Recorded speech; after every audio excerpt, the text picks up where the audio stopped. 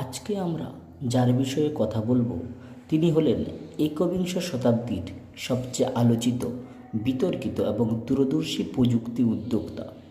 দক্ষিণ আফ্রিকার এক সাধারণ কিশোর থেকে পৃথিবীর শীর্ষ ধনী এবং মানবজাতির ভবিষ্যৎ বদলে দেওয়ার কারিগর হয়ে ওঠার গল্পটি চরম নাটকীয়তা, দেউলিয়া হওয়ার ঝুঁকি এবং অসম্ভবকে সম্ভব করার জেদে ভরপুর। শৈশব ও একাকিত্বের দিনগুলো। 1971 সালে 28 জুন দক্ষিণ আফ্রিকার প্রিটোরিয়ার জন্ম নেন এলন রিফ মার্কস। তার মা মে মার্কস ছিলেন একজন মডেল ও ডায়েটিশিয়ান এবং বাবা এরল মার্কস ছিলেন একজন ইঞ্জিনিয়ার। ছোটবেলায় এলন এতটাই অন্তর্মুখী ছিলেন যে তিনি 10 থেকে 12 ঘন্টা বই পড়তেন।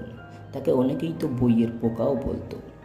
পুরো এনসাইক্লোপিডিয়া ব্রিটানিকা তিনি মুখস্থ করে ফেলেছিলেন।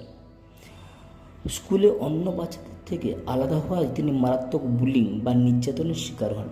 একবার সহপাঠীরা তাকে সিঁড়ি থেকে ফেলে দিয়ে এতটাই পিটিয়েছিল যে তিনি অজ্ঞান হয়ে যান এবং তার নাকের অপারেশনও করতে হয়।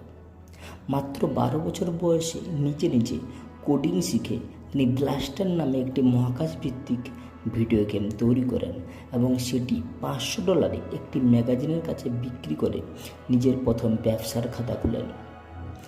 আমেরিকার যাত্রা ও সিলিকন ভ্যালিতে পা।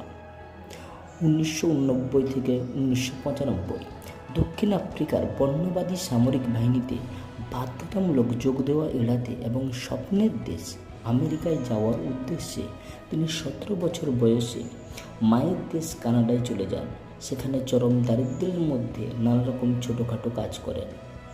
পরবর্তীতে তিনি পেনসিলভেনিয়া ইউনিভার্সিটি থেকে পদার্থবিজ্ঞান ও অর্থনীতিতে স্নাতক ডিগ্রি অর্জন করেন।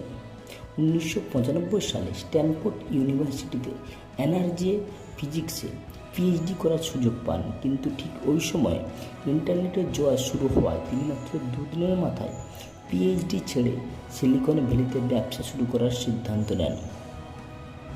কোটিপতি হওয়ার প্রথম ধাপ। 1995 থেকে 2002 এলন এবং তার ভাই কিম্বাল মার্কস মিলে 1995 সালে শুরু করেন জিপ2 নামে একটি সফটওয়্যার কোম্পানি, যা সংবাদপত্রগুলোকে অনলাইন সিটি গাইড তৈরিতে সাহায্য করত। অফিসে থাকার জায়গা না থাকায় তার অফিসের সোফায় ঘুমোতেন এবং পাশের একটি লকার রুমে গিয়ে গোসল করতেন। 1999 সালে কম্প্যাক্ট কোম্পানির জিপ2কে $307 মিলিয়ন কিনে নেয় এবং মার্কস পান $22 মিলিয়ন। এই টাকা দিয়ে তিনি অনলাইন ব্যাংকিংয়ের ভবিষ্যৎ